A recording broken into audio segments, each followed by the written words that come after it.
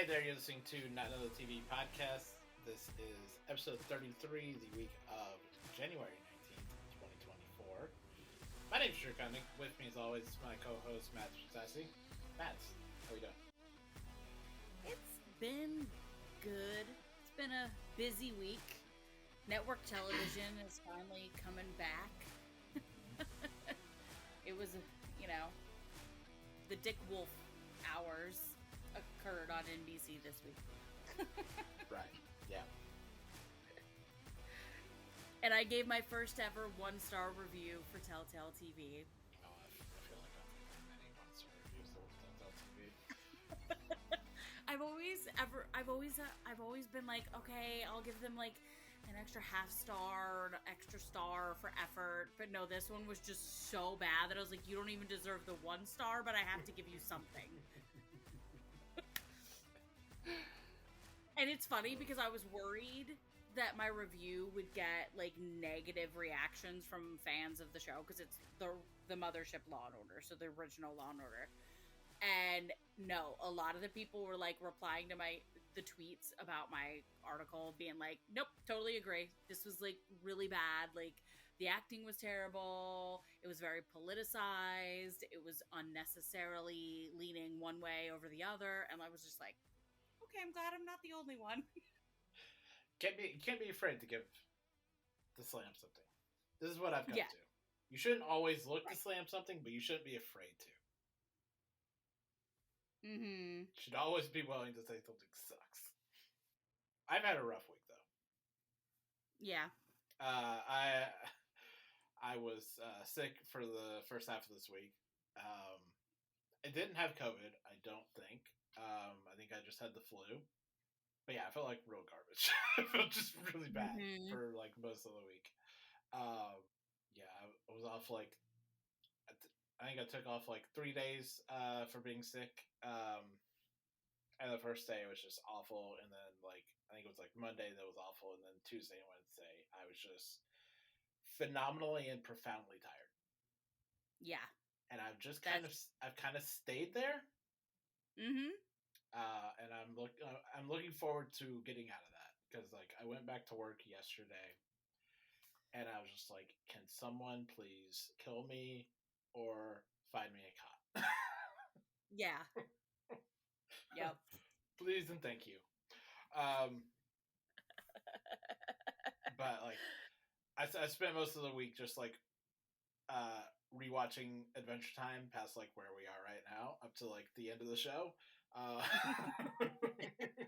And forgot to stop. And yeah, just did not stop. It got to a certain point where I was just like, well, I have to keep going. I just have to keep going now.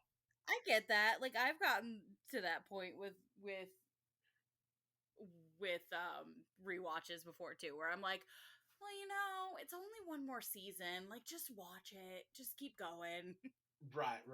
Well, like I think I got to like the end of season 8, and I was like, well, I mean, I can't stop now. Yeah. There's not that much left. I just have to keep going. So like so I watched a lot of Adventure Time, and I watched a lot of like dropout shows. Mm-hmm. So like I watched a lot of Game Changer and Make Some Noise and Adventuring Academy,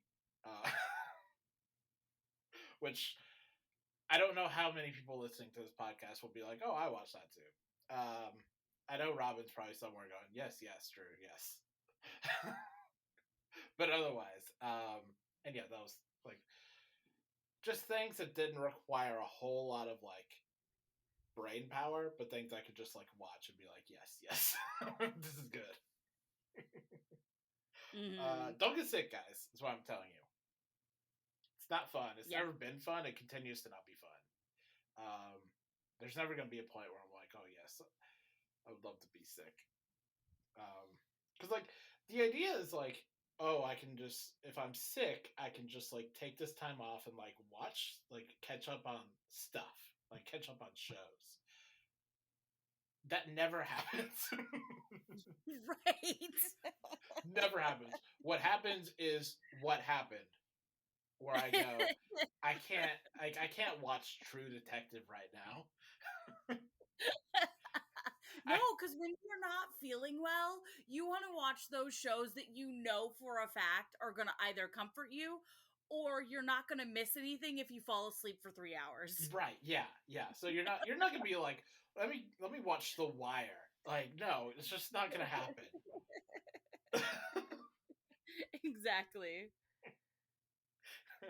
I don't regret the time that I spent watching Adventure Time this week, though. It's still very, chef's kiss, always good. It's exactly the thing I needed, honestly. While I'm drowning myself in like Sprite and saltine crackers. It's exactly the thing I needed. So yeah, that's how my week ended up. If my voice still sounds weird to all of you, I don't know. Suck it up. I don't know what to tell you. It's just how it is. That's my advice to everyone listening. Who made me the host of this podcast? Is the question. You made you the host. What was I? That shouldn't be allowed. Moving on. Who gave us responsibilities and let us be an adult? Exactly. Like I've always been the host of like my podcast, and the thing I always say is that like I am the person least suited to doing this, but there's no one else to do this, so it's going to be me. Sort of related, but not really. Like, I was having a conversation with my friend. I have a friend that I talk to about type 1 diabetes stuff because they also have type 1 diabetes. So like they're my vent person, you know what I mean? Chronic illness buddy, basically.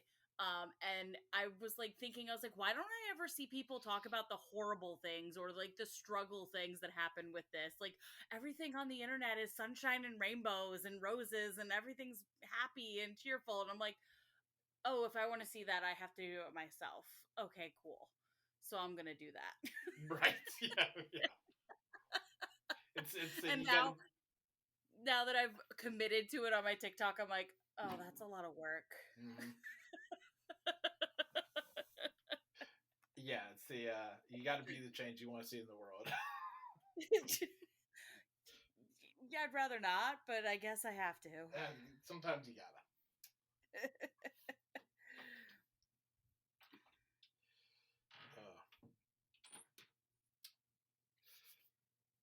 So I haven't really been paying attention to the news this week. What I did see from today was that the flight attendant was canceled at Max, which sucks because Kayla Kyoko is a talent, and that's the first season of that show is very fun. So I am sad to see that go. A friend of mine was on that show. Oh, really? I'm not sure how big his role was because I didn't watch it, but I feel bad for him because it seemed like he had a big enough role that like he was in some of the images I saw from the show. You know what I mean? So I'm like, yeah. Who was? Hang on, off the record. Yeah, I'll do it off the record. Who's your friend? Hold on 1 second. I'm trying to see if I can find what character he played. I'll just tell you the character. Okay.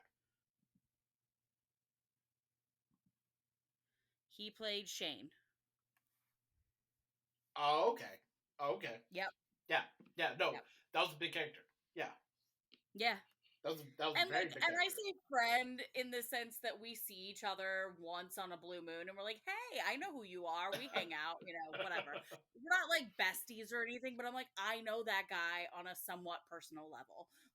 Yeah. That was a very big character on that show. Yeah.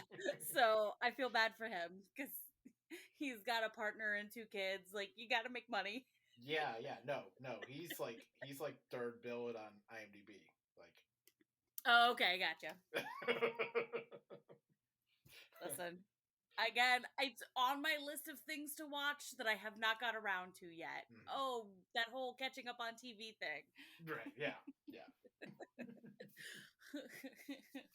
I'm also kind of like slightly boycotting Max as much as possible right now. Right, yeah. But that's neither here nor there. Right. Yeah, no, I get that. Yeah, yeah. So what other news things have happened that I missed this week? I'm trying to think. Like, they announced that they're doing either a spin-off or a reboot. I don't know, a Wizards of Waverly Place. It's Oh, gonna be called Wizards, I did see that. and it follows the oldest son. I cannot remember his name, and his kids. And like he's put wizarding behind him, but he gets pulled back in. Like, whatever. Disney Channel, whatever. But you know, I'll probably watch because I loved Wizards of Waverly Place.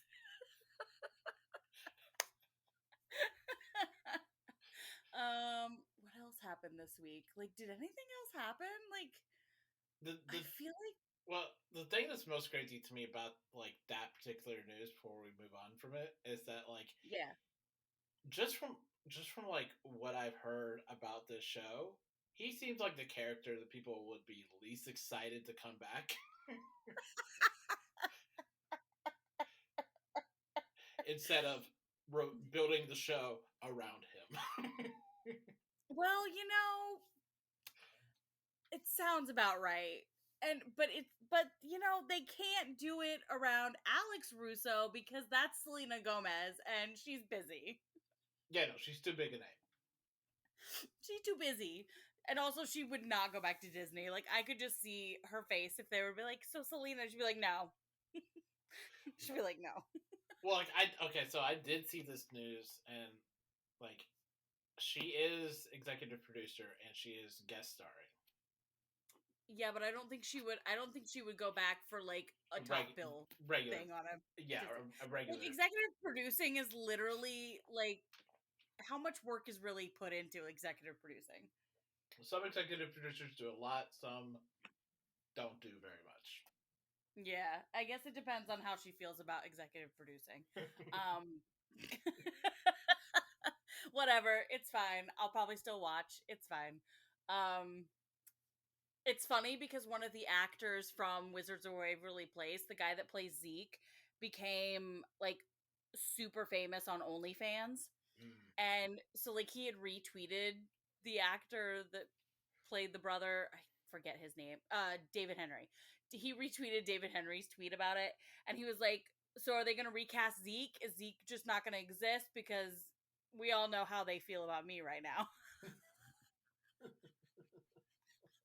And I was just like, something along that lines. I forget exactly how he phrased it, but I was just like, oh, sir, like, that's hilarious. In other news, rap shit got canceled. Oh, yes. I did see that too. Yeah. That was the other one that I was like, that's bullshit. Yeah. Yeah, it's really... But, hey, let's keep the Gilded Age, because no one cares about that show. I mean, I see a lot of people talk about the Gilded Age. Like, we can make jokes about the Gilded Age all we want, but I see a lot of people talk about the Gilded Age. That's true, I guess. I see a lot of people watch that show. Yeah. I understand why people watch it. Like, I understand. There are a certain type of people that watch that kind of show. It just is not me. Right. Like, I feel like there are many shows that we could go after. I'm not sure that Gilded Age is that show. No, that's true. We could say something like, oh, but Riverdale was given like 5 million seasons. Yeah. That is definitely a show we could be like, why? Again, people watch Riverdale. I know they watch it, but it wasn't well written. I mean, that was not the question. This is not the problem. Anyways. As I saw someone say this week, Don't go to Home Depot asking for a milkshake. All right, fine. It's not in the same type of show, but we'll do it just for your sake. Okay. La Brea got another season, but Thank you. I knew that's what you were waiting for. Thank you. I know nothing about La Brea. I just know that you hate it. I do hate it. With all of my soul. Oh, man. Anyways, let's move on.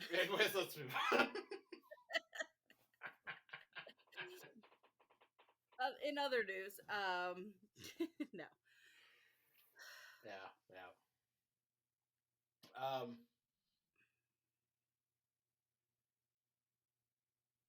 Today is Edgar Allan Poe's and Dolly Parton's birthday. That's fun. And Buffy the Vampire Slayer. Oh, okay. Canonically. Nice. I think I saw a tweet about that today. Nice. Well, there you go. Yes. Awesome people having awesome birthdays. Exactly.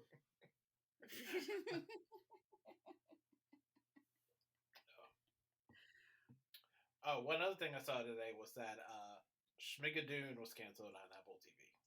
Oh, yeah. And that they had like 25 songs already written for a new season and it got canceled. Yeah. Which sucks. Yeah. I'm like, are you freaking kidding me? That shows that nothing is safe. No. Ever. Yeah, like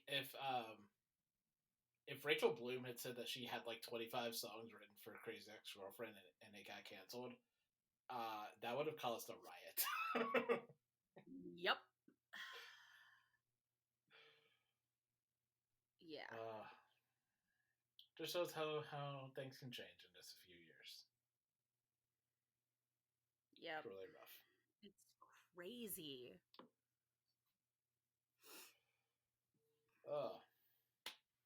But I think that is all the news that I have.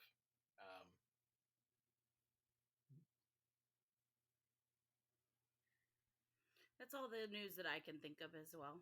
Yeah. Okay. So let's move on into the GOAT. So the GOAT is a weekly segment we do here on the podcast where myself and Mads pick a best TV character or episode of all time and pit them against each other on Twitter or TikTok. Last week, I picked Joey Lucas from The West Wing, and Mads picked Brian Otis Jovanacek. Thank you. I had Otis, and then the rest of the name escaped me. He has a Russian name, I understand. Yeah. I like... from Chicago Fire. Your pick won last week. So I am going to go first here. I'm presenting my new pick for the GOAT. And to kind of piggy off my pick last week of kind of being Echo-centered, we're going to do this again. Being kind of Marvel-centered. Marvel on TV. And so, again, I was kind of thinking macro of like, what is like the best? What, like, make like a murder board of like all the Marvel shit. And I was like, okay, what's the best? What comes out to me here? And what I came away with was Kilgrave, played by David Tennant from Jessica Jones. Mm-hmm. Who is single-handedly not just one of the scariest villains that like Marvel has produced in total, but perhaps one of the scariest villains that I have seen in the last 10 years. 10 to 15 years. Just a truly terrifying, powerful villain that is somehow entirely grounded, while not being grounded at all. Mm-hmm. And manages both those things really seamlessly. And a lot of that comes down to David Tennant. Leave it to me to make a David Tennant pick weeks after a David Tennant pick would have done really well. Again, well done, Drew. Always behind. Always behind. I always got my finger on the pulse of the moment. Mm-hmm. But Tennant does such a phenomenal job at this, playing someone who's so there's a kind of fancy debasement about him, you know, like there's just something so vulgar yet somehow classy in the way that Tennant plays Kilgrave. Where you see this guy and you're like, at once he is this very almost ordinary man, but also the devil incarnate. And yet Tennant is able to pull that back to not just be this pure soulless evil, in ways that I think are really remarkable, in ways that you are able to see the humanity of this man who almost has none. And the ability to do that, I think, is really stellar. Jessica Jones as a season goes ups and downs and has the same, not even Marvel problems, but Netflix problems of there's too much there. But what stays really constant in that season is Tennant's performance as Kilgrave, who you fully buy as this guy who is just fully frightening, is fully he can say a thing and you will do it. And his character centered in this idea of consent and rape culture,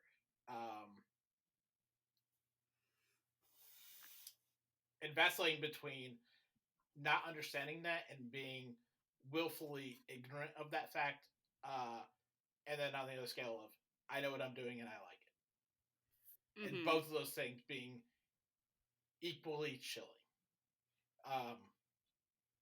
So yeah, that's my pick for this week. Kilgrave from Jessica Jones. All right. So your pick last week actually got me to my pick for this week. You had talked about Marlee Matlin and the roles that she's played and how all of them are iconic in some way. And it got me thinking about Switched at Birth because I was obsessed with that show. I still watch random episodes on occasion. And I loved her character, but what I loved more about her character was her relationship with her character's son. That mother-son relationship was just one of the best ones on the show. And so my pick this week is her son, Emmett Bledsoe. And he's played by deaf actor Sean Birdie, who is also known for The Society. And that character's just so, at first seems very two-dimensional because he's very stuck on deaf people are better, hearing people suck. He just doesn't like hearing people at all in the beginning.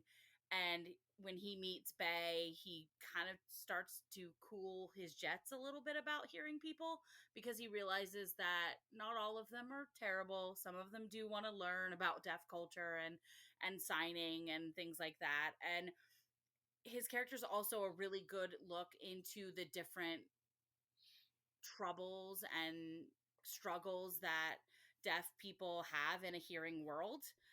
Because there's one episode where he ends up being arrested by police because they come by his house and shine a flashlight in his eyes and start talking, not realizing he's deaf, and he doesn't know what's going on. And so he doesn't obey their command to put down the tool that he was using on his bike. And so they arrest him because they think he's, resisting, the police, when really it was he couldn't see their mouths, so he couldn't lip read, and he couldn't hear them because he was deaf. So like that really shined a light on things. In the final season, we got to see him go through some major mental health issues, and like it was really well done. And it's just he was such a character that evolved over time, that I really enjoyed going on that journey with this character. And then of course, like I said, his relationship with his mother, Melody, played by Marlee Matlin, is just so beautiful to see. And she did have moments where I shouldn't say never. She did have moments where she kind of didn't like the things that he was doing by immersing himself in hearing culture, but eventually she came around because she loved her son. So my pick this week is Emmett from Switched at Birth. Nice. I can already tell this is a pick that will that my sister will betray me over. Does she like the show? She does like the show, yeah. So I can already tell how that's gonna go. And honestly, he was my big draw for watching The Society back when The Society came out, because I was like, oh, I know Sean Birdie from Switched at Birth, and I ended up falling in love with The Society for everybody else too. Like I was just like, oh my god, the show's so good. So I'm still bitter about that cancellation, but we won't get into that.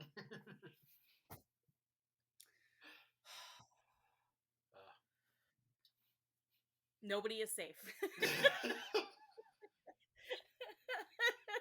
Just leave it at that. Nobody is safe.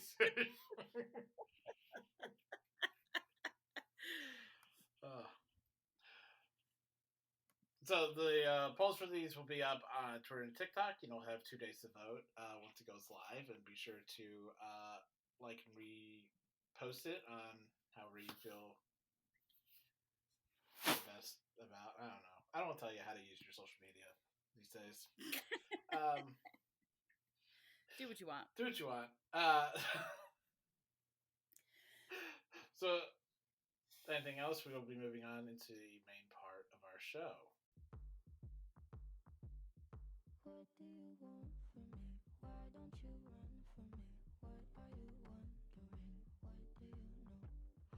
Why aren't you scared of me? Why do you care for me? When we all fall asleep, where do we go? Come here. Say it, spit it out. What is it exactly? Your pain is the amount cleaning you out. Am I satisfactory? Today I'm thinking about. So to kick off our TV lineup for this week, we're continuing our rewatch of Adventure Time with Season 6, Episode 23, The Pajama War, Episode 24, Evergreen, and Episode 25, The Astral Plane. So there's a lot of fun stuff to get into here. Let's start with the Pajama War. Which I feel like that episode went from 0 to 30 like really fast. Yeah. Well, I think this is a good follow-up episode to the Cooler. Mm-hmm. Where we saw PB kind of like not at her lowest, but kind of like well and good rebuked. Yeah. And now we see like the where she has come out from that, which is like, maybe I can just be a little cooler.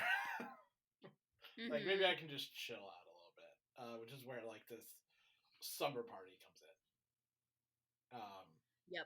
Which is like, and it's cute and it's fun. Yeah. It's good to see her like see something happening in her kingdom and just be like, you know what? I'll deal with that later. And it's just like, that's very un-PB like. Yeah. But the episode kind of also explains like why PB might be the way that she is, because the Candy people, as the show has shown us multiple times, are real stupid. Like just the dumbest people imaginable. Yep. And to watch that progression throughout this episode, also Jake antagonizing them, intermittently, is very good and very funny. Jake. Oh, it's so good. Yeah, like I love it because the reason she knows is because Jake is antagonizing them and then sending the evidence to Finn. yes. He's like, "Hey Finn, guess what I'm doing?" Ha ha ha ha. So good. It's so great, and it's like the epitome of their relationship. Like Jake or Finn will be trying to do something somewhat mature, or like try to be more responsible, and Jake will be like, "Oh, but look at this! Look how much fun this is!" Right? Yeah.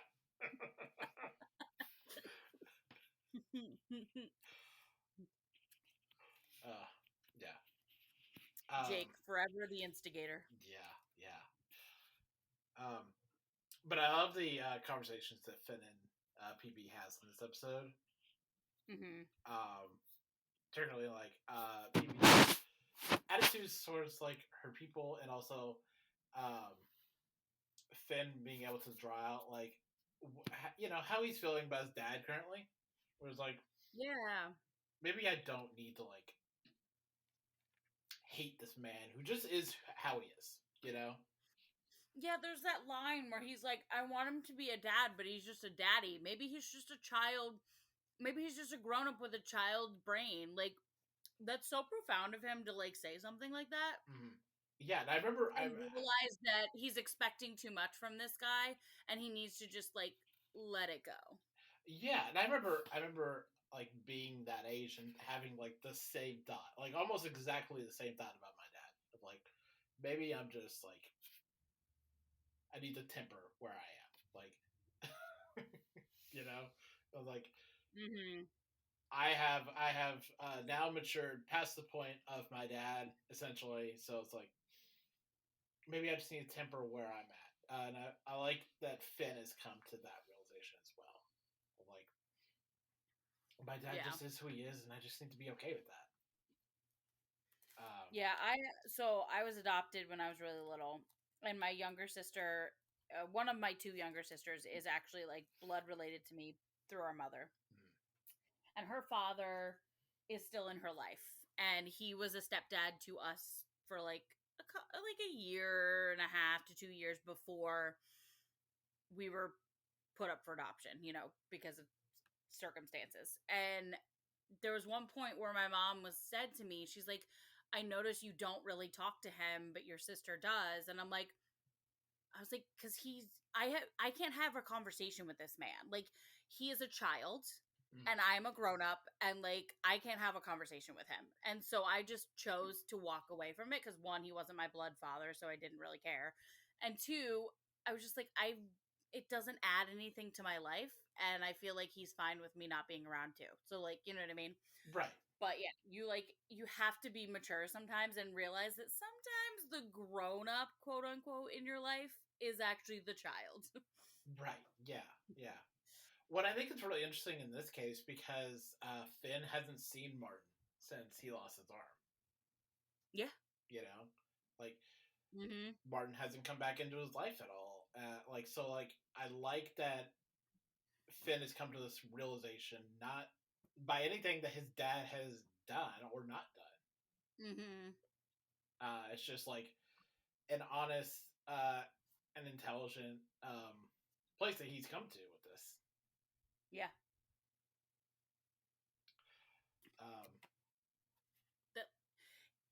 I think the fact that his father hasn't been around has allowed him time to grow into that realization. I think that if Martin had been around, it would have been a lot harder for Finn to come to this conclusion and to make these mature decisions about his dad, because he would have been so caught up in the energy that his father puts into a situation. Right. Yeah. Well, like, I was kind of thinking about this with like Percy Jackson also. Mm-hmm. Yep. And like, when you're growing up, you think of your parents, and it's probably even double when your parents aren't around. It's like these kind of deific beings, these people who are just like fully formed, fully realized, and they've always been that way, right? Yep. And it's not till like you grow up and get older that you realize that no, your parents are just people. Like this is one of the things that I always really liked about like Steven Universe. It's this Mm-hmm. realization you get when you're older that like your parents are just as flawed and unknowing as you are. And so like when you get older and you're like, oh, I'm learning things, but I don't know shit. Your Mm-hmm. parents still feel that way, even when you're getting older. I'm over 30 and I still feel like I don't know anything at all. You know? So it is that Mhm. understanding of like Finn looking at his dad and just being like, that's just a dude. You know, that's just a Yeah. guy. There's nothing special about him. Because I have to imagine like Finn not having his dad throughout his entire life. You have to imagine your dad in like kind of the way that Finn was like at the very beginning of this season, where it's like, oh, maybe my dad was like, this big hero or something. People were after him, Mm-hmm. and he had to leave me aside, or it was this, or is that, and these big grand ideas about who your parents must have been when you don't have that real idea. Wait, was that really just the beginning of this season? Oh my god. Yes, yes. But Um, also, uh, to what you say, like on the, from my personal experience with parents, it's the realization growing as you grew up that it wasn't me that did everything wrong, it was the parent that did everything wrong, and I wasn't to blame. So right. like, and that's just as devastating of a realization as realizing your parents aren't the heroes you think they are. Like, it's just slightly more traumatic. Right. Yeah. But yeah, no, like parents are fucked up. Like, let's be real. Most parents are fucked up. Yeah. Mm-hmm.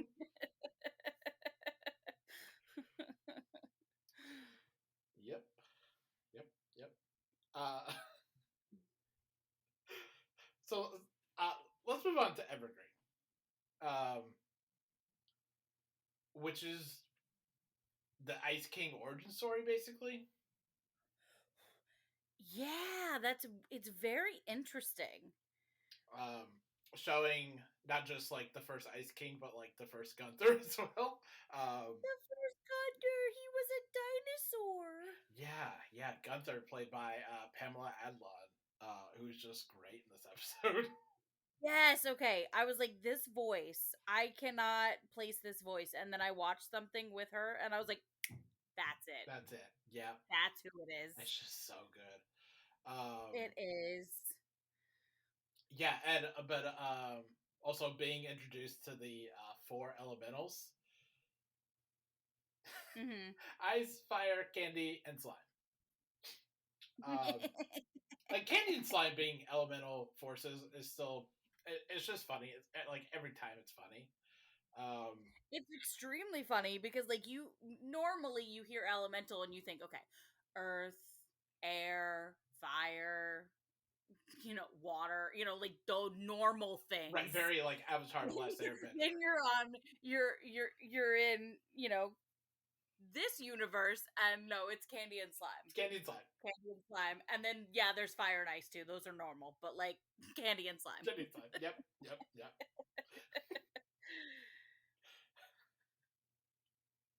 I literally was like, okay, that you know what? It makes sense. I was like, we're watching Adventure Time. This makes sense. Yeah, yeah. Almost surely, only because we have a candy princess and a slime princess. Like, Yep, and the show loves a parallel. absolutely. Loves itself a parallel. Yeah, yeah. But like I love the introduction of those elementals, and also sitting in this idea of the catalyst comet. Um, Yeah. this force of change that comes every 1,000 years or 2,000 years and shakes everything up. I mean, which why seems not? like we're headed to that. The world is ending, Drew. Yeah, canonically. Yeah, no, I know. I'm just saying, like, Yeah. the world is ending. Yeah. Like, it's happening. This is going to become reality. Yeah.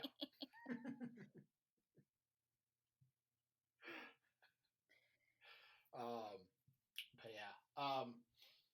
Master Evergreen sucks so much. He sucks so much. He is just the He's worst. so selfish, and then like you get to the moment where like he's like trying to get Gunther to do what is necessary, and he's like, "Well, you should do this, which I taught you if I'd remembered to teach you." And it's like, yeah, because you were selfish and chose not to teach him, not because you didn't remember. Mm-hmm. Like, just like, Yeah. And I'm like, but you know what? Actually, Ice King isn't too far off from this guy either. So, right. Yeah. like, no matter how many years or iterations have happened since or between these two, the two characters, like, there's a layer of selfishness that still remains. Like, yes. Yeah. Mm-hmm. Yeah. I did like the explanation of like why the Ice King always calls people Gunther. Yeah. And it's just something that's seated so deeply in the crown, as almost like a fundamental like piece of it that like everyone's just Gunther, and like that's just like the thing that the crown understands. Yep. It's little details like that I love about this show. Like, it's like, oh, this detail you didn't think you needed, we're gonna give it to you, and then you're gonna be like, oh my god, how did I not need this before? Right. Yes. Because I honestly didn't ever think about why Gunther. I'm like, you're just like, okay, it's a name. I don't know, whatever. Yeah. And now that I know it, I'm like, oh, I'm so glad I know that. Like, yes.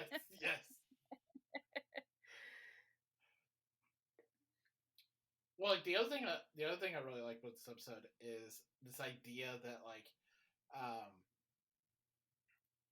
the world is always constantly changing, and like this period, and there's always like this really intense like magic or like fantasy elements to it, and like the world in which like we know right now is like this really slim sliver of like normal that didn't have this magic, you know.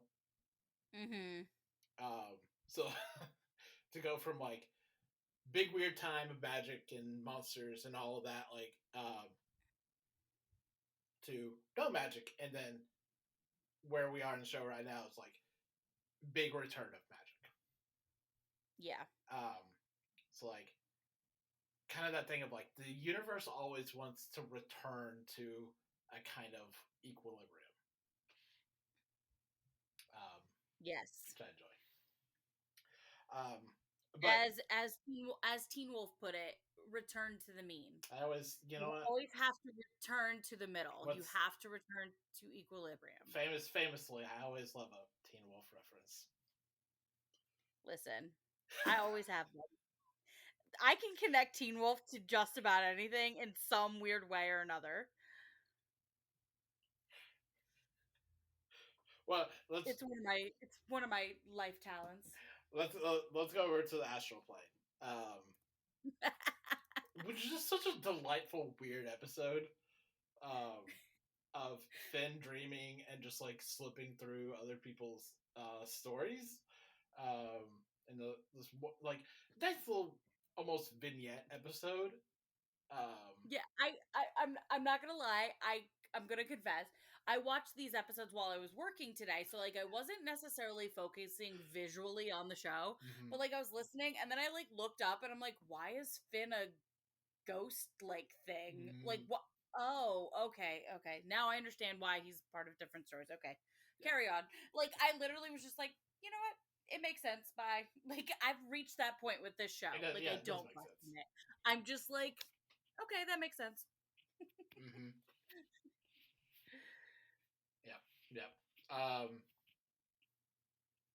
But yeah, like it's a fun little episode that of Finn just like trying to like it's very much like kind of like as Finn and Jake mentioned at like the beginning of the episode of like just having like a conversation like a like existential wonderings about the universe while you're sitting beside a fire, you know, Mm-hmm. and that just kind of bleeding into like Finn's dreams as he like goes on this astral projection of like what is the universe? What does it mean? Like, what does it mean to create things?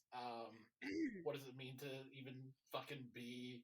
Um, it's like drifting in between, like the Ice King being a sad sack, or not even being a sad sack, but like self sabotaging. I like Finn as a like a weird line of like poor Simon, I guess. Poor Simon, I think. Um, it's like at a certain point, you just want to do these things. Yeah. Like the crown is one thing, but at a certain point, you just want to be like the sad weirdo. Listen, what's wrong with being the sad weirdo? Yeah. It's like You love being the sad weirdo. I mean, somewhere, I somewhere personally do. deep down, you must want this because you keep doing it. Yeah. Or and then like drifting to Marceline and being like, okay, but this is a sad loner. This is a sad loner. And what does that get you? Some people just want to be sad and lonely. Like, they Yeah, just want to be that. yeah. And then like taking That's an existence they trust. yeah, and then taking that up to like to space and to Mars. And Because why not? yeah, to Glob. Um, Dude, that they were like, does Glob ever say thank Glob? And he goes, probably. no, it's what was it? No, but Gob does. Oh right, no, but Gob does. That's what it was. Yeah. Which is like that's a really good joke.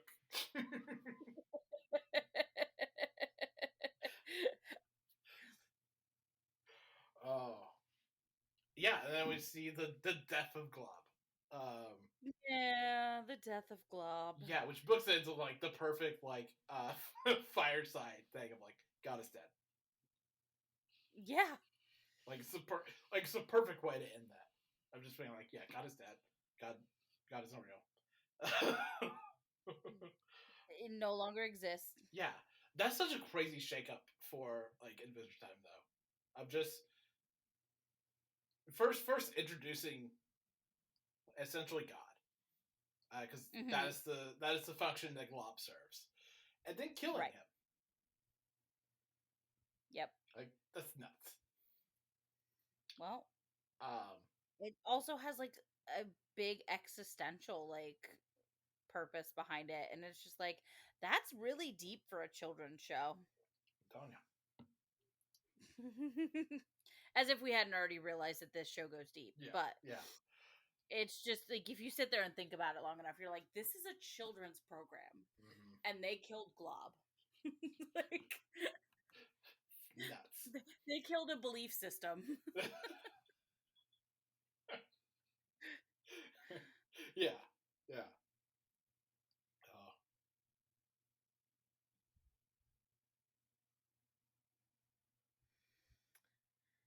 But yes. Yeah.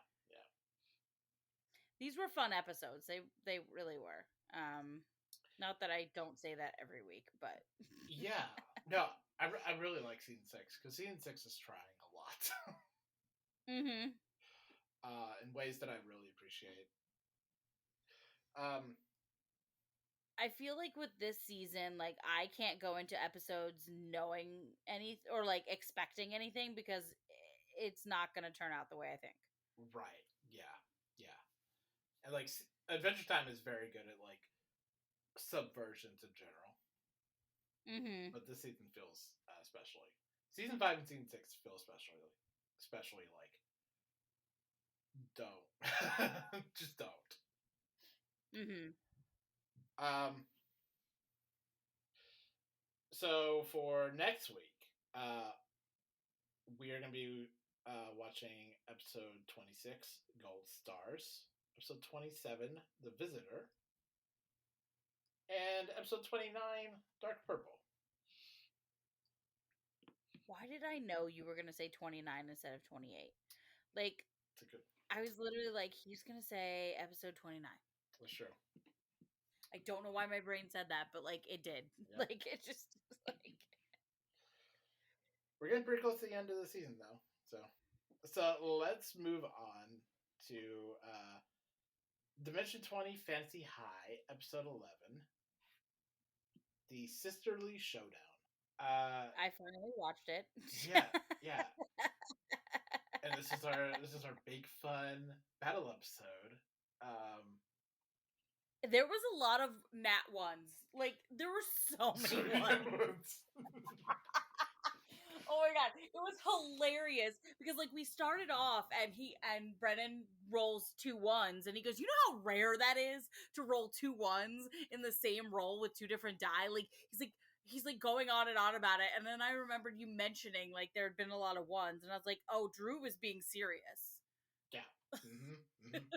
You know what the funny thing about that is I just watched this week's episode of Fantasy High Junior Year.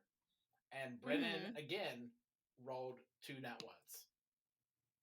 Wow. Like, on the same roll. Must not be that rare. No, I'm just kidding. It is, like, statistically is. Almost impossible. Yeah, it is very statistically rare to get 2 1s, any kind of die that you roll. Yeah, like, it's like 1 in 400,000. Like, it's insane.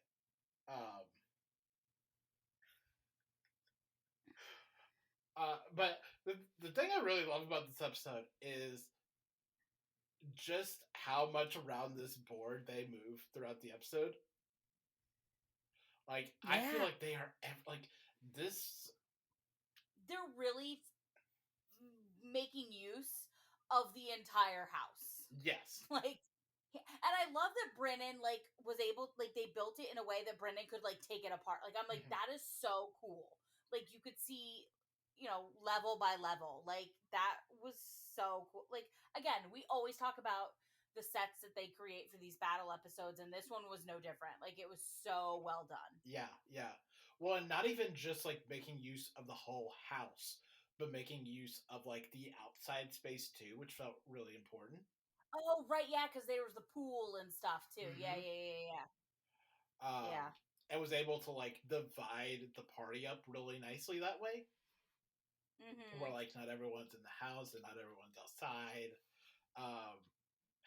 It also added to the elementalness of these, you know, characters that they're battling. Right, yes. Because, you know, they're using certain elements, obviously. And so like certain areas of the board are going to be more conducive for those characters to be stronger, and then other areas are going to be more conducive for our characters to like be able to get a one up on them. Right. Yes. And it was a great, like, I know I say this a lot about the battle sequences, but like this was a very fun one because there was a lot of complexity to it. There was a lot of they really had to strategize because they had all these different types of characters and creatures to deal with, and they had to think, okay, who has what abilities? Right. Yeah. It's always fun to see them like strategize. They're like, I think there was one point where I forget who said it, but they were like, "Do you want to talk in Elvish for a minute?" And I was just like, "Oh, you want to strategize? Good job." Yeah. No, one of my favorite uses of powers in this episode is Kristen's use of world religions, where she gets like the different like wise people out of her book to wail on the elementals. And everyone Brennan has to come Yeah. up with like a different like philosophical saying. Mm-hmm. Another Kristen moment that I really liked in this episode was it's towards the beginning, and like she's making out with the cheerleader, and the cheerleader starts to become like stony and whatever, Mm-hmm. and she's like, so how did coming out to your parents go with you? And like the girl like rears back to like punch her, and Brennan's like, do you want to do an action? And Kristen's just like, I don't know, should I? Like he's like, she's going to punch you. And she's like, sorry, I have hormone problems right now. Like she's like, I'm in my feelings. Like I don't know, I'm not thinking I straight. don't know. And I'm just like, I'm really starting to love Kristen, like a Mm-hmm. lot. Yes. Like at first I was just like, she's just another weird nerd, like whatever. But no, she's got spunk. She's fun. Yeah. Mm-hmm. Uh, no. Speaking of early in this episode, um, Gorgug's Nat 1 while he's playing the bass, or like while he's playing with Fig, um, and he has the thing of, "Am I my own dad?"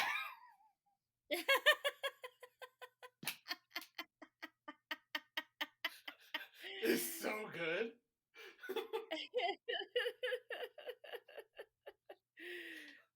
Listen, the best running joke of this season is everyone wanting to know who their bio dads are. Yes. Like the only one that doesn't have that problem is Fabian. Like he's just and Adine, but like everyone and I guess Kristen, but Kristen's kind of questioning her parents anyway, so it's like it's same difference. But like for the most part, everyone's just like, I don't know who my dad is. Well, Riz knows who his dad is. His dad's just not there anymore. That's true. That's His true. dad's Riz just does know dead. who his dad is.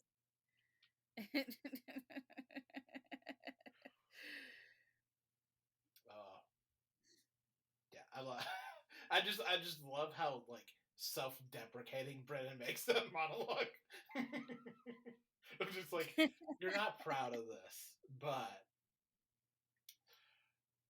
and just like the panic, you can see the panic on Zach's face as Brendan's making that monologue, just going into it, and just like, oh no.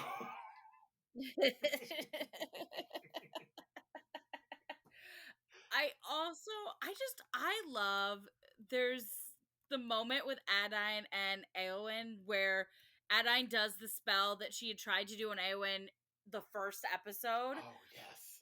and she actually succeeds this time, and Elwyn has such a hissy fit about it. Like it's just so funny. Oh, Like it's so good. and it's so indicative of their sisterly bond, and like Brennan does such a good job of like building this character up because like obviously he's the one that in a way created her, you know, whatever. And so like it's just fun to see that play out because you're just like, Adine, are you going to be successful at this? And it obviously it came down to how Elwyn rolled, and it's just still funny. It's just still so funny. Oh, Like so good. Like again, it's another of these things that are just so specific to like Dimension 20 and these actual play shows where the roles can so strongly like define the plot but also like strengthen it and like kind of cement it. Because like Adine just casting the laughing spell on Elwyn, just narratively, that's a fine twist. But the roles making it make that happen yep. is so much more satisfying. Yeah. Like obviously, like, yes, if we're writing this as a story that's not part of a D&D game, like, that would be definitely something that would happen. But, like, the fact that we had to work for it was even better. Yes. Yes. Oh, yeah, yeah. Yeah, and Adine and Alwyn's just like battle through the entire episode. Mm-hmm. It's just so good. Like They're going through it. yeah, It's like fine. Adine at one point in battle just going like, I'm gonna punch her in the face. That's my move. I'm just gonna punch her in the face. Like that is like just so viscerally satisfying. Yep. Is it a good move? Probably not. But who amongst us? Right, exactly. Yeah, yeah. Yeah, and then like on the other side of the map, like Fabian just having to like peace out on his bike on the pavement and then just like circle back around. Yep. So good. Like Fabian the fighter. When he tries to get like really into it and then just like falls on his face is so funny. Yep. For posterity, I would like to say that in Fantasy High Junior year, Fabian has now been run over a van twice. He got ran over by a van in the first episode, and he got ran over again in the second episode. To the extent that he has tire marks. Yep. And this man just is perpetually falling on his face. I would not be surprised if we have to watch Fabian Seacaster physically die at one point. But we're not there. Right. But yeah, just Fabian so desperately wants to be the cool guy. And he's not. He's like, not. There's a moment where they're all talking about how good he is at talking to nerdy people. And he's trying to brush it off as like, no. Like, everyone can talk to people. They're like, no, you have a talent. You have the ability to connect with these people. And you can tell he's just like, no, please do not associate me as that. I want to be the cool guy. Like, mm-hmm. No, I remember. So I mentioned this earlier, but I was watching Adventuring Academy this week, and Adventuring Academy is just, you know, it's a film podcast basically with like Brennan and like one other person. And I watched an episode this week with Brennan and Lou, and they were talking about like the first episode and how Lou was actually surprised that Brennan did not allow him on the team in the first episode. And Lou having this idea of like the cool guy, the like you know, the jock guy, and Brendan was like, yeah, no, that's not the move. That's not what we're doing. That's not what we're doing here. Like in the first episode when like Coach Daybreak says like go hit the showers, Lou, the actual person, thought I'm on the team. And so like that surprise in that first episode of like, oh, I'm not on the team, that's a genuine response. Oh, Brennan. Always the control master. Like, no, like this is less relevant. I also heard the tidbit that like the whole like missing girls and like the palimpsest and crystals and all that only came about because you know, Riz is like a sleuthy rogue, right? Okay. And you can't like have a sleuth and not have a mystery for him to solve, because if you do that, you're an asshole. Right, that makes sense. So this only comes about because Riz is a, you know, amateur. Riz is who he is. Yeah, Riz is an amateur detective. Which I thought was so interesting just because... So these missing girls are his fault. Yeah, well, I thought that was so interesting just because, like, so much of the season feels like the girls. You know, like, if you took the girls out of the season, it would be like, what is even in this season? So, like, that felt why? so interesting. What are we doing here? Why are we doing this if not for the girls? Yeah, like, that felt so interesting to me. But also, like, Brennan and everyone here are, like, basically masters of improv comedy. Mm-hmm. It's like that, you know, I get it. I get it. I do want to say that there is a moment where Adine casts a spell that, like, protects people within her sight that she wants to protect, and, like, she protects Gorgog and why am I blanking on her name? Fig and Gorgog, and I'm, like, thinking back, like, even just a few episodes ago, would Adine have done the same thing? Like, I don't, like, it's showing that these characters are starting to actually, like, consider each other friends and part of a, you know, community together, so to speak. That, like, Adine was like, oh no, I need to protect them from whatever my sister might do. Right. Because they're close enough that they could be affected. The fact that she has that wherewithal to notice who's around her is growth. And I'm very proud of her. Yes. We love character progression.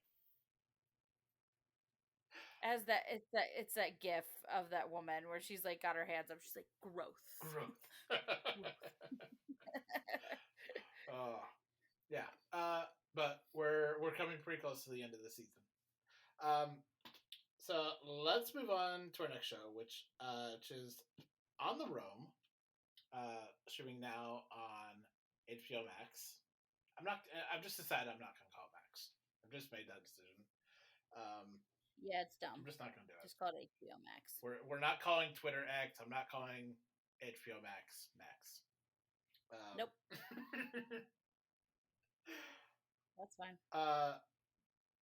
So On the Roam is a documentary series starring Jason Momoa, and he is, I think only 2 episodes are out so far, but I believe the idea of the series is Jason Momoa traveling the country, meeting these people that he finds really interesting, and things that are like that like he's really passionate about. And it sounds a little flippant when I say, like, people that he thinks are really interesting, but, like, the thing that really comes through here is just, like, how incredibly heartfelt and passionate he is about, like, the things that like he is going to visit, or, like, the topics that he's talking about here, or, like, the people he's seeing.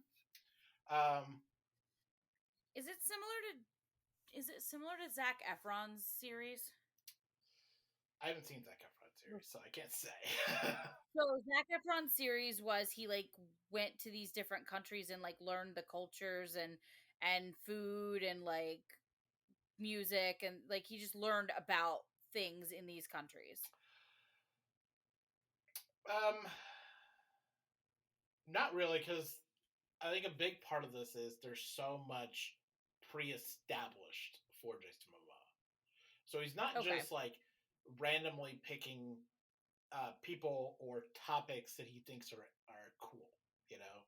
These are things that, like, have been this documentary series makes the case that have been with him for a long time. And it's almost like Jason, like, not to be, like, too saccharine about this, but, like, there's a certain amount of the show where it is Jason Momoa showing a part of his heart to you, you know? So the first episode is Momoa trying to recreate these antique motorcycles from like I think it was a like a 1936 motorcycle that were just like very rare, and he's trying to make like 4 of these just so that like he and other bike enthusiasts can race each other on a dirt path. That's so cool.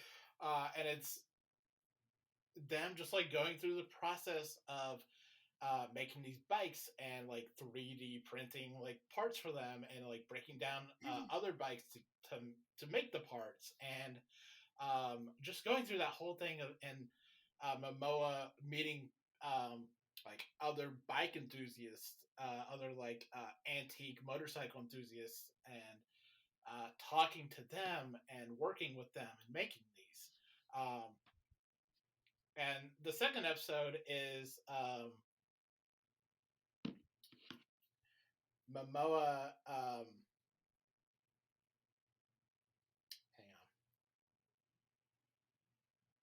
so I want to get the name. I might not be able to find the name. Now that I think about it.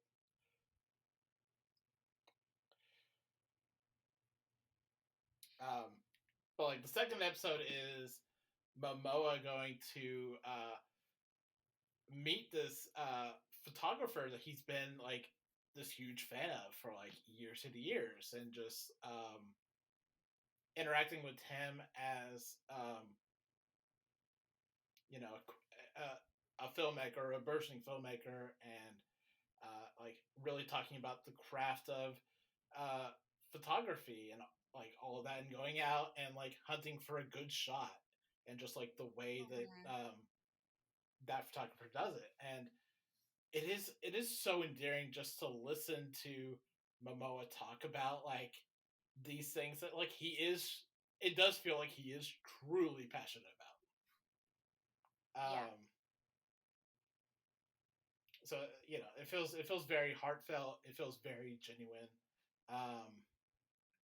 and it's not just a random like, oh, let me just pick a thing out of a hat, or like random interesting people that a producer thought would be good. You know, it's very.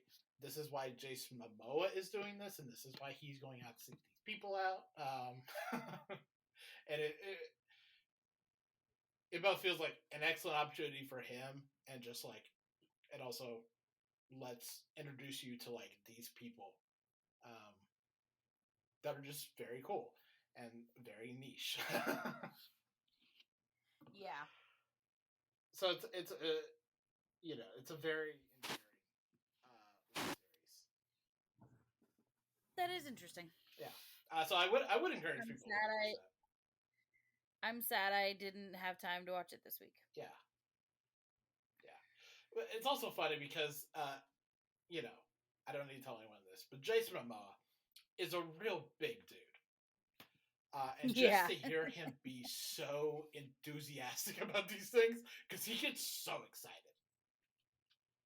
Like, he is just a very affable person. If you ever watch Jason Momoa just have an interview where he gets to like kind of be himself as much as possible, like he's a very enthusiastic guy, and he becomes kind of, not to like diminish him in any way, but like he becomes kind of childlike. Oh yeah. In a way, because he's so excited about things, and you don't imagine that from a guy as big as him. Oh yeah. And that he definitely seems intimidating on the surface, and then you get to know him and you're just like, nope, that dude is a big softie. Oh yeah. And that fully comes through with the series. Yeah, so like it's a really good snapshot of like, hey, this is Jason Momoa, beyond just being like Aquaman, you know? Right. But let's move on to Death and Other Details, now streaming on Hulu. Yes. The first 2 episodes are out. I've watched an episode and a half. So, what did you think of this? I actually am really enjoying it. I like the sort of like detective noir vibe to it. that and also I just love Mandy Patinkin. Like the dude is amazing. I just love him. It also doesn't help that lately I've been watching the videos that he posts on social media of like him and his wife like doing trivia things with their, I'm assuming their kid, who's behind the camera.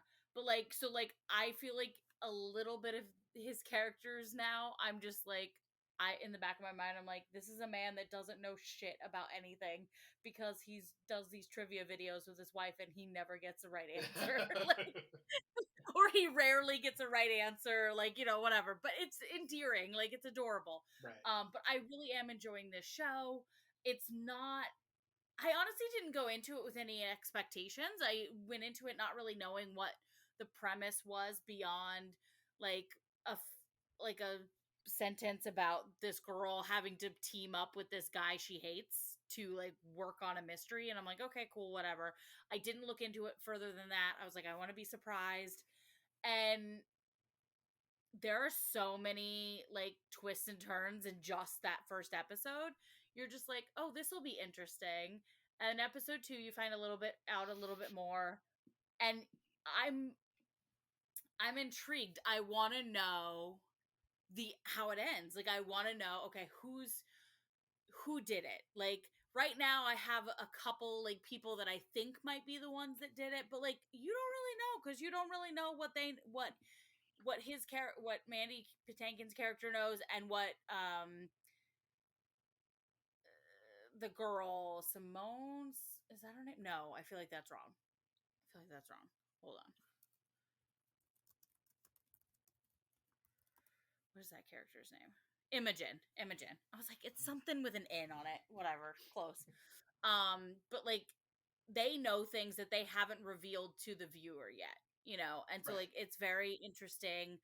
I'm a little peeved that Anna is played by Lauren Patton, but that's just a personal problem that I have with Lauren Patton, and that has nothing to do with this show. Like,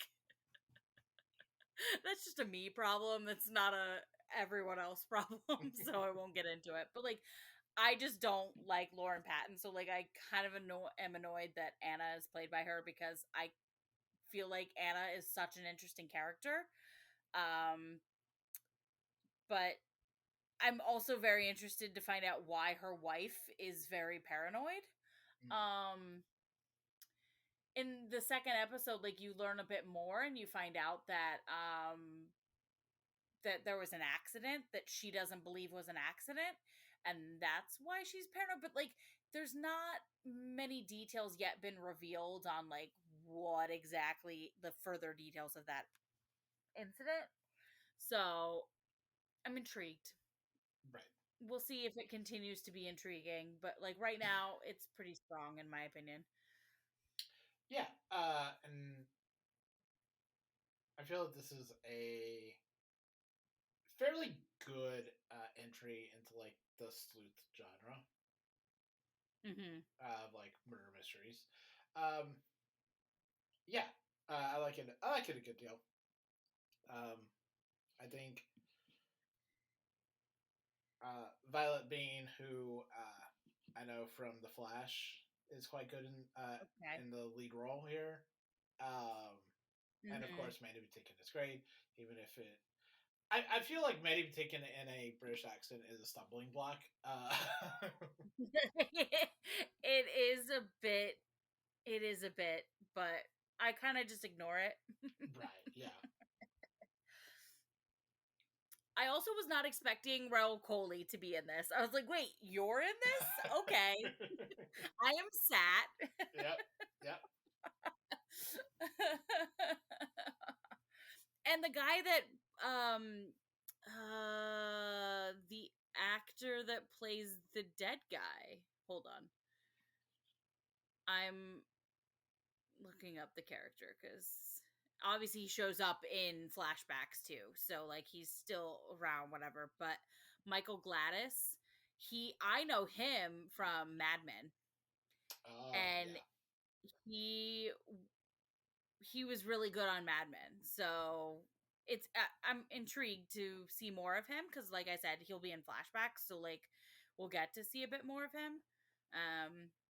But yeah, you start off thinking he's an asshole, but you find out, oh no, he's actually just working for Mandy's characters. Rufus. He's working with Rufus, so like he's just pretending to be an asshole. But maybe he is an asshole and he's just been given an excuse to be a bigger one. Yeah. Like, who knows? Yeah. Also, Jerry Burns, who plays the family's lawyer, who I know from Justified as Wynn Duffy, who he's still pretty much just playing Wynn Duffy. Is this kind of... You know what's interesting is I'm like watching this second episode and I'm like watching, but also like I'm slightly distracted, so like I'm not watching every second. I managed to like look up at one point in the second episode and his character is tied up with a gag in his mouth and he's wearing leather in the closet, and I'm confused at how he got there, and I'm like, wait, I'm probably gonna go back and rewatch because I'm like, how did he end up there? Who was he with? Like, whose closet is he in? Because like all you see is him in the closet. Like you don't see what closet it is. And I'm just like slightly confused because I don't know how he got there. And I'm like, this is an interesting story. I should have paid closer attention. Again, it's a show about the details, so like I do feel like I do need to go back because I feel like that's a detail that's going to be important later on. Right. Yeah.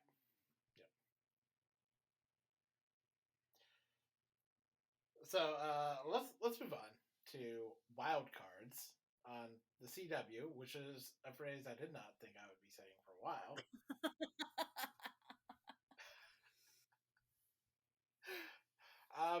But I like this. I think it's... I do too. It's a good cop, not a cop show, and Vanessa Morgan and the guy, I don't know, I can't remember his name, but the guy from Grey's Anatomy. Yeah. Hold on, I'm gonna mess it up if I don't look at it, and I don't want to mess it up. Giacomo Giannotti. That's it's very Italian. How do you pronounce his name? I want to know. Like, I don't want to fuck it up. The fact that it's a Google search, like I just started to type, it's Giacomo Giannotti? Yeah, we were close. That was pretty close. Giacomo Giannotti. There you go. Yeah. But yeah, him and Vanessa Morgan have very good chemistry together, I think. They do, and I think what I liked most about this, because I was a little worried having read the premise, having seen a little bit about it, like I was a little worried that it was going to lean very heavy into the copness of it, and it doesn't. It feels more like a buddy rom-com kind of thing. Right. Like, yeah. It doesn't feel too serious at any point in time, and I love that about it. It feels entirely aware of what show it is in, like the trope that it is operating under. Yep. And maybe a little bit too much to the extent that it lists off all the other shows that it is riffing off of. But like, you know, I know she makes a lot of references, and I loved it. It was funny. But like, you know, Castle and Bones and Lucifer and she goes White Collar and like she's like Bones and that guy from Buffy, and I'm just like, I'm like, I love you for the fact that you don't know his name and you just refer to him as that guy from Buffy. Yeah. But Vanessa Morgan is extremely charming in the show. Like, she just is so charming. Like, she's some... I honestly didn't realize it was her at first because the accent that she was using at the beginning threw me off. And then I was just then I looked at her more closely and I was like, oh right, that's right. Vanessa Morgan's in this. Yes. Yeah, like, she is someone that I can instantly buy as a con artist. Absolutely. Like, absolutely. He has that charm that that makes you that makes you let your guard down. Like, she's just like, she knows how to work a room. Mm-hmm. She can do it. Yes. I think one of my favorite scenes from the episode is when they're at the auction. Like,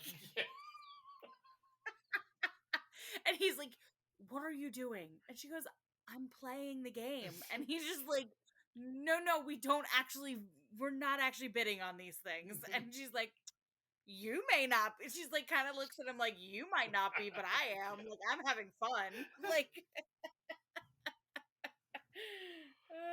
and you're just like, this relationship, this partnership is going to be so much fun. Yeah. Her character is so much fun. Although, for a show that is like so strongly like rooted and aware of its genre, it's not. It feels like the police didn't do anything to ensure that she wouldn't just jackrabbit. Right? They didn't. Like, they like White Collar honestly, went to extreme lengths to make sure that we understood that they weren't going to let Matt Bomer's character just go.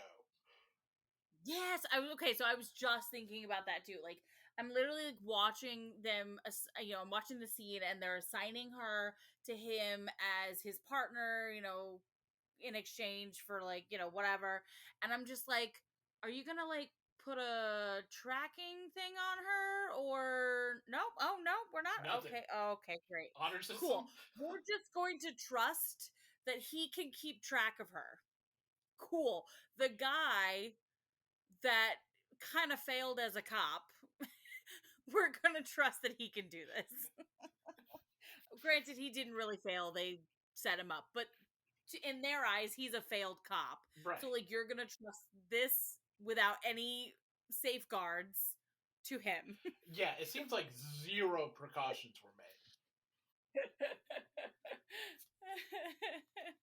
Especially considering she's a con artist. Like, of all the kind of criminals to have to, like, partner up with no backup plan on keeping her where she needs to be, a con artist is, like, not the idea.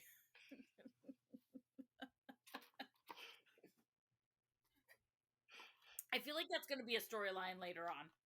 I feel like that's going to become a storyline of some kind. Like, she's going to try to escape or something, and he's going to be like, "Listen, you could go back to jail." Yeah. But, like, I liked the reveal at the end that, like, his brother, not that it is sad that his brother died, but, like, I like that the reason he lives on this boat, the reason he has that cat in his car and with him at all times, is because it belonged to his brother. And he wants to honor his brother in whatever way he can. And I'm like, that really just made him even more human than his charm already had. Yeah. But yeah, so far so good, CW, but I'm holding reservations. Yeah, it helps that this is just an import. Yeah. From like CBC, I think. It probably is because what's his name is Canadian. I think that is right. It probably is. Huh? I think that is right because like because I know TV Time, the TV tracker app I use, has this the second episode came out this week. So I think the CW is a week behind. Yeah, it's originally Canadian. Yeah. But yeah, Giacomo Giannotti is Canadian. Yeah. And the only reason I know that is because he's really good friends with Noah Reid, who is Canadian. And I feel like Canadians are really, really close friends with other Canadians. Right. But also Noah has talked about how him and the two of them like came up together, as actors. Like, I'm like, okay, that sounds like a very Canadian thing. Like, yeah. Well, and this being a Canadian show makes sense given like historically CW's involvement with like Vancouver. Yep. and Yep. that kind of carrying over into new ownership, and also Vanessa Morgan being on Riverdale for so long. Yeah. Yep. Yeah, that makes sense. Makes complete sense. So let's move over to True Detective Night Country. So what do you think of this? There's a lot going on already. There's a lot going on. And to be honest, I'm kind of in the middle. Like, I don't really know how I feel yet. Because I do feel like so much happened in this first episode that I'm just like, I don't it there's a lot going on. Just there's a lot going on. I don't hate it, but I'm also trying to figure things out. Like, I'm trying to piece things together. And so I know with this show, it's probably going to take me a couple episodes to decide, okay, do I really, really enjoy this? Is it structured enough that it makes sense? Right now, I'm slightly intrigued to find out how those guys ended up in the snow, looking terrified as hell. Yeah. Where the tongue comes in, like all that. Like, I'm intrigued to find out, like, how the pieces come together, but I'm also like worried that there's too many pieces that they're not going to be able to put them all together. But yeah. Well, to paraphrase Joanna Robinson from The Ringer, you guys know I love a polar show where a polar bear is a place where a polar bear has no business being. Like, dude, I kept thinking of Lost every time that fucking polar bear showed up. you know I'm all about that. Dude, and also I'm a huge Beatles fan, so like the fact that the song that kept playing was Twist and Shout, I was like, listen, this is intriguing. I'm interested. But yeah, I think this is pretty great. Like right off the bat, I'm just like immediately in the bag for it. Mm-hmm. Yeah, it's just placing this in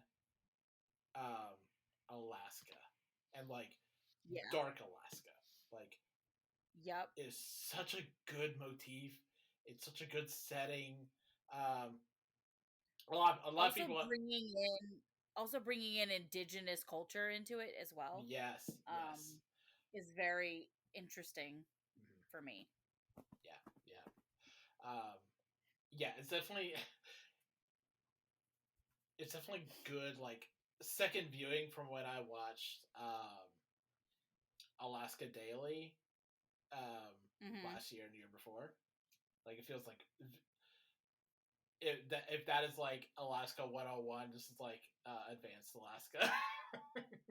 Okay. We're like, this is Alaska. It's cold as shit. We got a lot of politicking with like indigenous people and white people and policing and everything. And here's like, we're running. Here's what we got. So yeah, I love all that. A lot of people online have said have already compared this to being like a really cool like episode of the X-Files, which like I immediately feel yeah, it's really good. It has that vibe. Yeah, and I'm really interested in like the more like supernatural aspects of this and like where that is actually gonna go. Meanwhile, I'm very intrigued to find out more about Jodie Foster's character's relationship with her daughter. Right. Yes. The deputy that is the son of the other guy. Like, why is that relationship weird? Like, I'm intrigued to find out these relationships. Like, I'm like, how does this play into the story? Like, why does he have to steal this from his father instead of just saying, hey, Dad, can I have that case file for Jodie Foster's character? Right. Like, can I just have it? Like, why do they have to go do the runaround? Like, why why isn't she able to just go up and ask herself? Like, I'm intrigued. Yeah. Yep. Like I said, I didn't hate it. I'm just still trying to make up my mind. Yeah, and it's working with a lot of really fascinating, really fascinating things here. Did you see Paul Schrader's review of this on Facebook? No. So Paul Schrader, prolific director, had he constantly like reviews like different stuff on Facebook. Okay. And I would just like to read this if I can find it.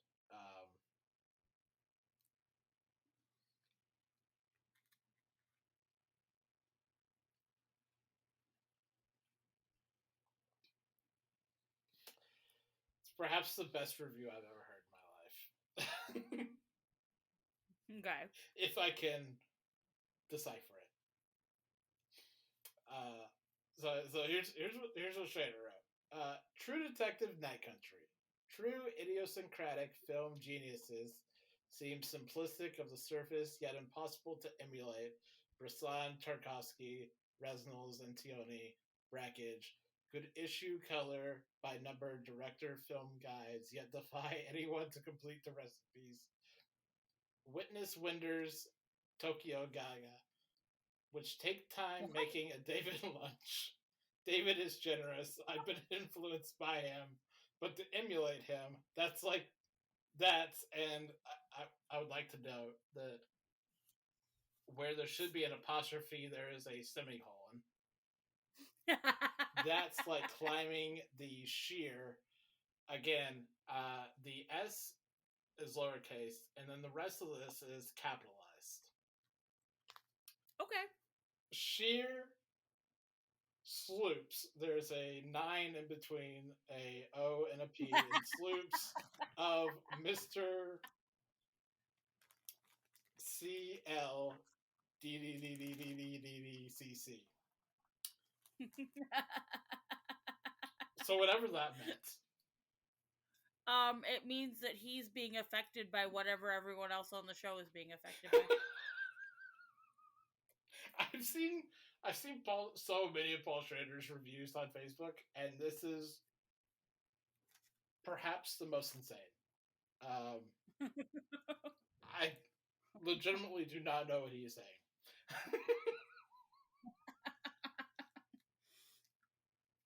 Was he having a stroke when he wrote it? Truly insane. Did he use text? Did he use speech to text? Is that what's happened here?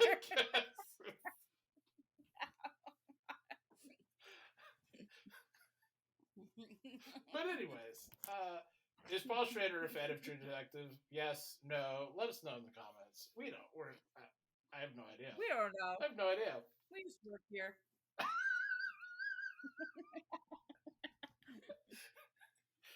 I don't know. I just work here. Just work here. Let's move on to our next show. I caught up with Echo, and I have complicated feelings about this.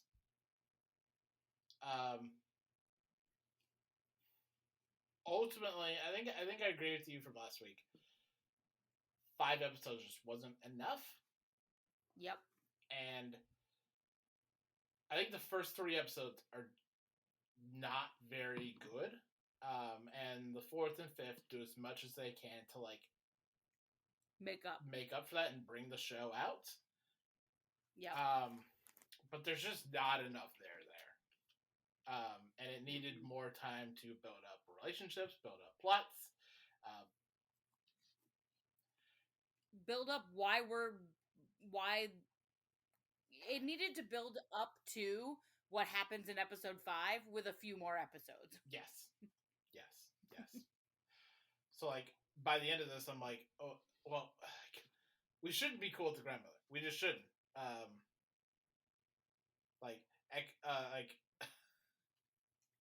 Echo should still have bad feelings towards her grandmother, right? Right. And the fact that Yeah. she doesn't is weird. And that's just something the show expects us to believe. And we just needed And more time. there should have all. I feel like there should also be more tension between Echo and her cousin, Right, yeah. Maya and her cousin, because they're they Maya cut ties, and that cousin and her were like sisters, and so like I can't remember the cousin's name, but like also they did not utilize the cousin. They did not utilize the actress, and it still pisses me off. So yeah, yeah. Yeah, so like there's a lot of it's a really weird mixed bag where technically by the end it's like, yeah, that was fine. It was good. It was good. But it's like so much feels unfulfilled about it that I'm like I feel weird about this show. Yeah. But I will say that I think the action is good throughout. Despite the bros who will insist that no, this actually sucks. I think it's. Let me see. What did Alicia rate the final episodes? Because she reviewed it for Telltale. Oh.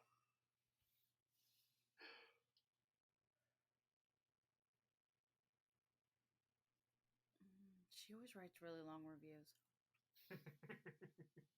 She titled the review "Echo Sticks the Superhero Landing." More or less. I don't know about that. More or less, but I guess not. Sure. If we're gonna boil it down to one sentence, sure. But I trust Alicia, so I'll have to go and read the review itself because, like, Alicia's pretty unbiased about things. right. If that makes sense. Yeah. Yeah. Like, she's pretty fair when it comes to, especially when it comes to Marvel items. Mm-hmm. So yeah. But what I will say is I really liked how forefront and central Indigenous culture is to the show and to Maya's character, and particularly her power set. Yeah. I love that, like, yeah, she gets her power from her ancestors. Like, I love that. Yeah. It's really good. And that her outfit was created by her grandmother that, again, relationship aside, it's modeled after Indigenous wear. And, like, that's awesome. Right. But I also like that, her disability is very present, but it's not a hindrance to who she is. Yes. It actually comes off as a strength. Mm-hmm. Yeah. Yeah. Yeah. So that's Echo. Let's move on to our next show, which is Criminal Record. Check it up on this week. This is another weird cop show, I think. Yeah. Where I don't know if the show knows how to feel about cops or not. Yeah. I don't. Because I don't know how to feel about Haggerty, because I feel like one minute he is against June, and the next minute he's happy that she's working with him. So like I don't know. Right. And I will say that Haggerty, I think, is one of the better parts of the show, as played by Peter Capaldi, who is a very morally complex and kind of amorphous character, someone who can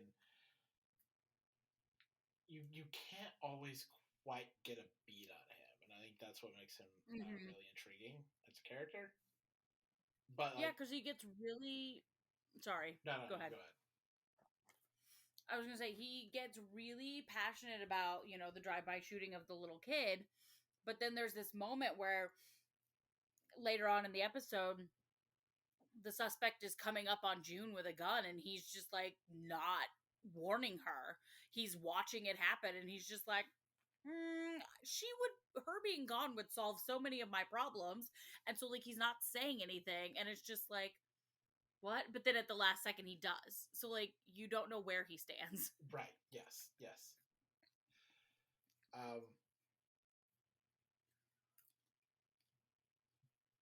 Yeah.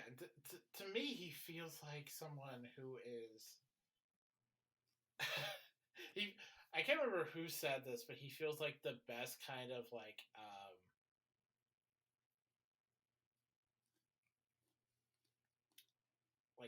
true justliness, like like the D&D alignment chart of like true just, you know. Mm-hmm. Well, not just like no, not like true lawful, where it's like Mm-hmm. he he has a moral code, but he's never gonna tell you what it is. Right. And that feels like him to me. Of like he definitely has a moral code. I just don't know what it is. Yeah. And that feels to play into here, where it's like, you know, to go to what you were saying of like not warning June until like the last second. That last second feels like the moral code, you know? Yep. He's like, I'll watch it. I'll let it toe the line, but I won't let it cross it. Yes. Um, but yeah, well, and like while Haggerty is like the best part of the show, it also feels like he is the part where it's like, how do we feel about cops? Mm-hmm. As a show, what's our stance on cops? What's our stance on policing? What's our stance on corruption? And the show feels very like malleable in that way, you know, like very wishy-washy. I also find it very interesting, and this is kind of a comment on other cop shows as well, is that I feel like lately, especially since Black Lives Matter has really like taken off um as a moral movement and trying to like make amends for how we have treated Black people historically. I feel like a lot of cop shows have been like, okay, well, I know how we can show that cops are really good people. Let's have a white cop partnered with a Black cop. It's perfect. It's beautiful. It means that they're good.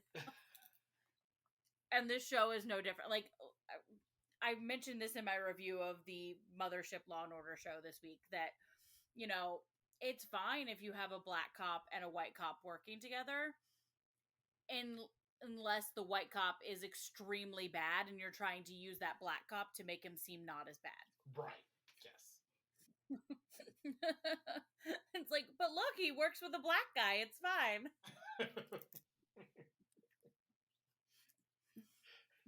This show is not as strongly that. It's just I find it very interesting that it's like, oh, Haggerty is an old white man and June is a Black woman who also happens to be a cop. Yeah. Mm-hmm. What it's also the problem in like the post 2020 like cop TV world of like shows going after like crooked cops and be like, you're bad and you are bad for this whole thing, and it's like that is not the flex you think it is. Nope, it is not.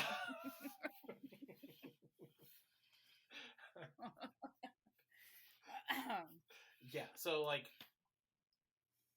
the actual like position of the show, I feel is could be better stated. Yeah, I agree. But as I said, I really like Peter Capaldi. I like Kush Jumbo, who I know from The Good Fight and The Good Wife. I think she's really good. Her husband is a piece of shit. Husband, boyfriend. He's her husband, right? I'm thinking it's her husband. Okay. I can't remember if the show ever explicitly says that. Like I feel like he says that when she's in the hospital. Yeah. But I can't fully remember. But he sucks. Yeah. He sucks so much. Like, I'm sure it's accurate and valid, but how are you a therapist and not know what a microaggression is? Yep. Are you serious? Like, and like you're married to a black woman and are raising a black son, and you gotta pretend like you don't know what a microaggression is. Okay. Yep. What the fuck? Exactly. And also, if a black woman asks you if you're aggressive, the answer is immediately no. How is that difficult? Like, how are straight men fumbling the ball this bad? Like, in the same week where, like, we get the viral videos of, like, husbands not wanting to peel an orange for their wives, and it's like, how are men this bad at this?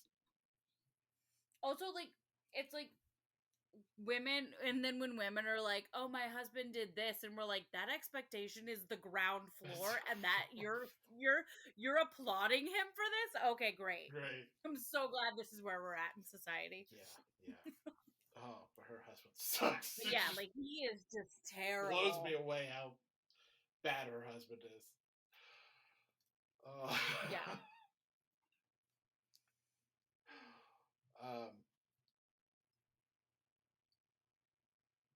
Also, so the third episode, the reveal with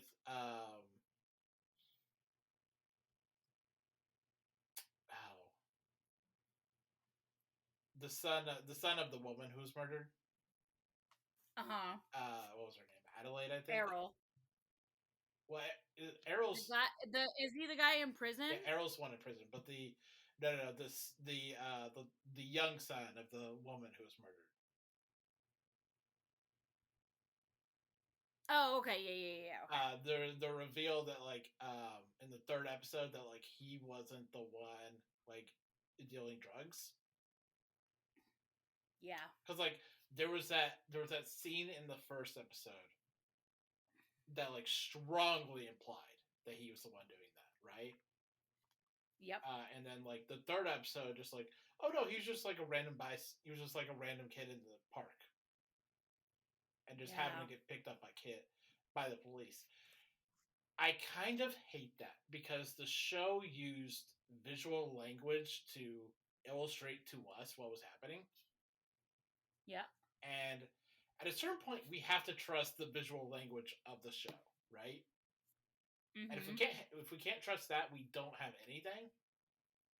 Mm-hmm. So to put doubt in that, when like a cop show, at its very core, has to be about the fucking language. Like, it has to be about like the facts. Like, you're not CSI who can show us like a billion different like alternate versions of what might have happened. You know, like if you show us something, that has to be the thing that happened, right? Yeah. So I don't like the show like being able to get away with like misusing visual language in that way. Yeah. That sucks.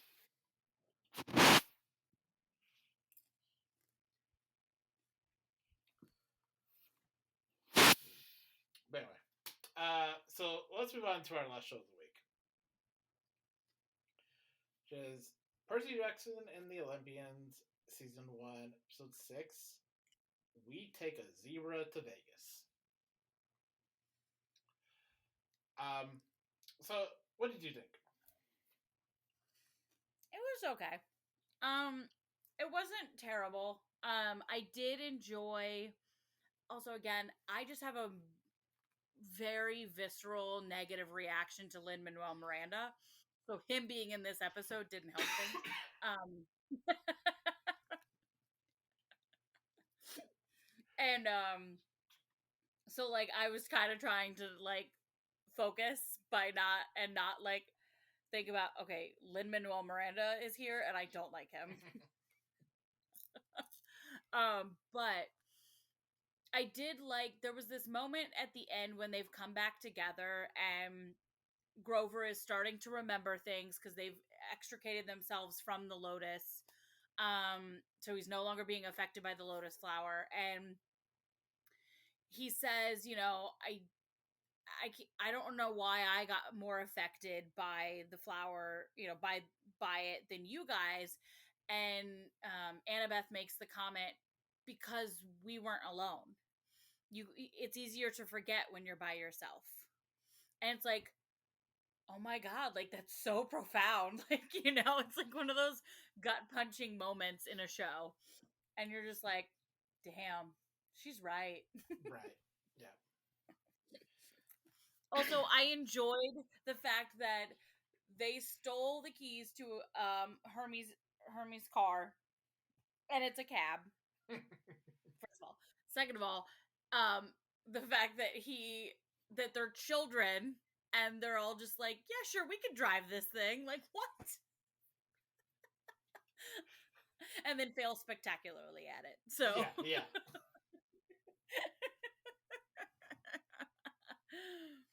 Well, like I saw some complaints online of like Percy figured out the casino too quickly, and he should be dumber. And him driving that car made up for that because he is so stupid. Yeah. He did figure out the casino way too fast. I'm like, you're an idiot. How did you figure that out? How did you figure this out?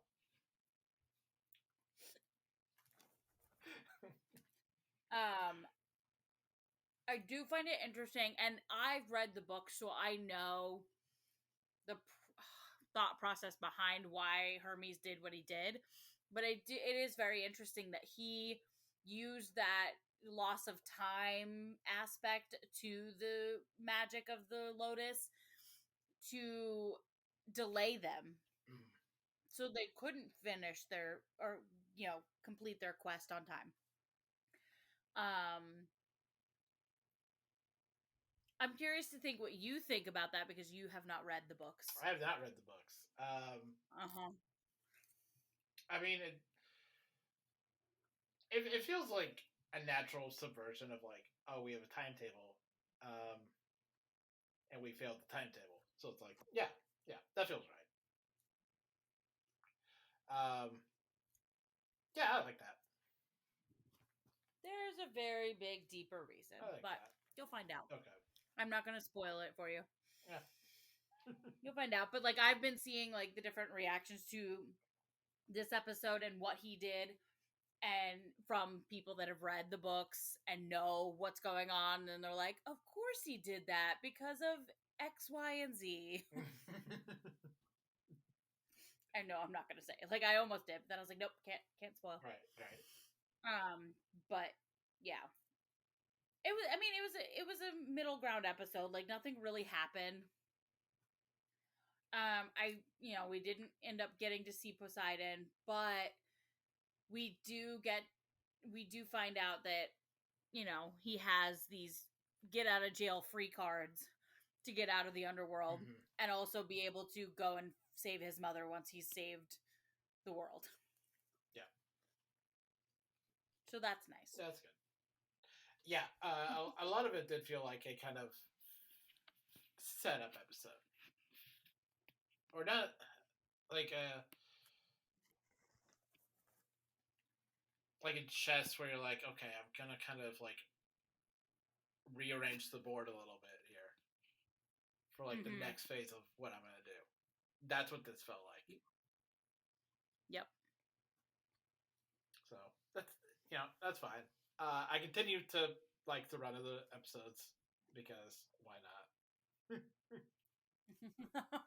Like 35 episodes, yes, please give it to me. All day, every day, please. Yes. I don't hate it, but I am a huge fan of the content like that it comes from. So I'm like, I want more, like right now. Just give it to me.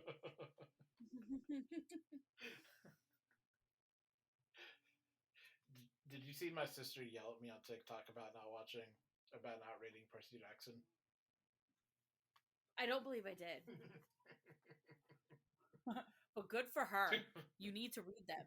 Like seriously, they're very quick reads. Come on. My sister was like, they're in our fucking house.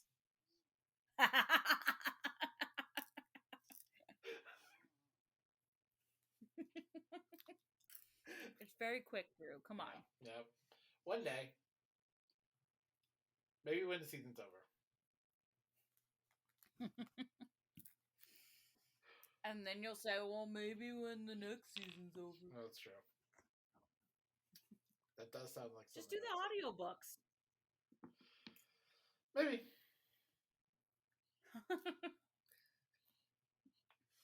All right, fine. I'll stop pushing you. Your sister's doing it enough. That's true. And I have two of them. Oh. So that's it for this week. Next week, we are going to be talking about what did we say we were talking about? A lot of things. That's true. Next week, we're going to be talking about The Woman in the Wall on Showtime. Or Paramount with Showtime? I don't know. Words are weird. I can't. Probably both. Paramount with Showtime? Yeah, I think so. Unless you have it on Hulu, which would be Hulu on Paramount with Showtime.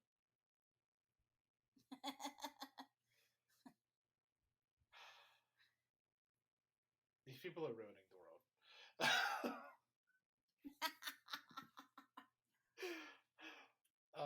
So until then, Mads, where can we find you online? You can find me on Instagram and Twitter at DorothyNYC89. Oh, also my TikTok is the same as well.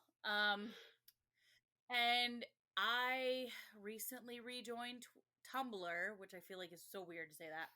But I've found that like a lot of people talk about TV on Tumblr, so I was like, you know what, I'm gonna go back onto Tumblr. I've had a Tumblr for years.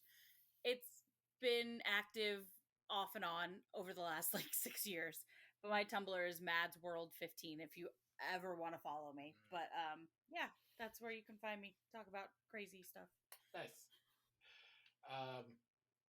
And I'm still on Twitter at the Drew Koenig, but I would like for you to find me at Blue Sky at Drew Koenig.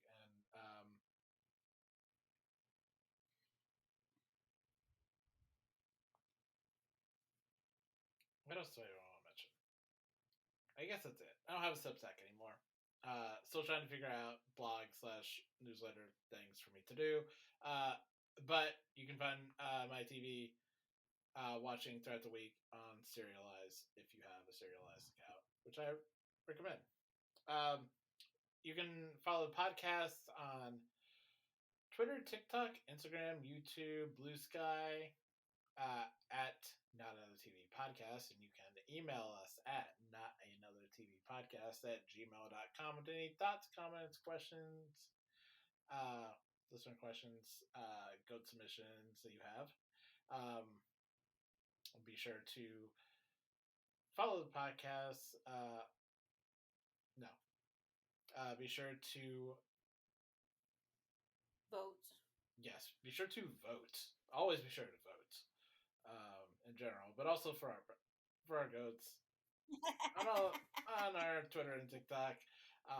You can find episodes of our podcast. That was what I was looking for. There we go. On Apple Podcasts and YouTube and whatever other podcatching device you use. Be sure to subscribe and leave us a review. And you can find previous episodes of podcasts on our Libsyn feed. which is very easy to find, linked in our Apple Podcast page. Until next week, please remember, never go in the ocean. I will never get a new bit.